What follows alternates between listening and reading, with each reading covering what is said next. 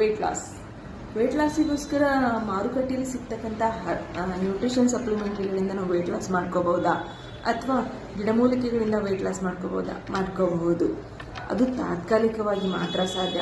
ಆ ಸಪ್ಲಿಮೆಂಟ್ರಿಗಳನ್ನು ಬಿಟ್ಟ ತಕ್ಷಣ ಮತ್ತೆ ನಿಮ್ಮ ವೇಟ್ ಆ್ಯಸ್ ಇಟ್ ಈಸ್ ಮೊದಲು ಹೇಗಿತ್ತೋ ಹಾಗಾಗಕ್ಕೆ ಸಾಧ್ಯ. ಅದ್ರ ಬದಲಾಗಿ ನಮ್ಮ ಆಹಾರ ಪದ್ಧತಿಗಳಲ್ಲಿ ಬದಲಾವಣೆ ಮಾಡಿಕೊಂಡು ಡಯೆಟ್ಟು, ಯೋಗಾಸನ, ವಾಕಿಂಗು ಇದನ್ನು ಮಾಡಿಕೊಂಡು ನಾವು ವೇಟ್ ಲಾಸ್ ಮಾಡಿಕೊಂಡ್ರೆ ಅದರಿಂದ ನಮಗೆ ಆರೋಗ್ಯಕರವಾದಂತಹ ವೇಟ್ ಲಾಸ್ ಆಗೋಕ್ಕೆ ಸಾಧ್ಯ. ಈ ನ್ಯೂಟ್ರಿಷನ್ ಸಪ್ಲಿಮೆಂಟ್ರಿಗಳಿಂದ ಸಾಕಷ್ಟು ಸೈಡ್ ಎಫೆಕ್ಟ್ಸ್ ಇದೆ.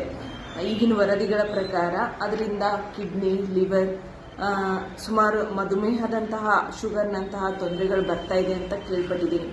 ಹಾಗಾಗಿ ಸಾಧ್ಯ ಆದಷ್ಟು ಯೋಗ, ಡಯೆಟ್ಟು ಮತ್ತು ನಿಮ್ಮ ಜೀವನ ಶೈಲಿಗಳನ್ನ ಬದಲಾವಣೆ ಮಾಡಿಕೊಂಡು ತೂಕನ ಕಡಿಮೆ ಮಾಡ್ಕೊಳ್ಳಿ. ಯಾವುದೇ ಮಾರುಕಟ್ಟೆಯಲ್ಲಿ ಸಿಗ್ತಕ್ಕಂಥ ಸಪ್ಲಿಮೆಂಟ್ರಿಗಳ ಮೇಲೆ ಡಿಪೆಂಡ್ ಆಗಬೇಡಿ. ನಮಸ್ಕಾರ.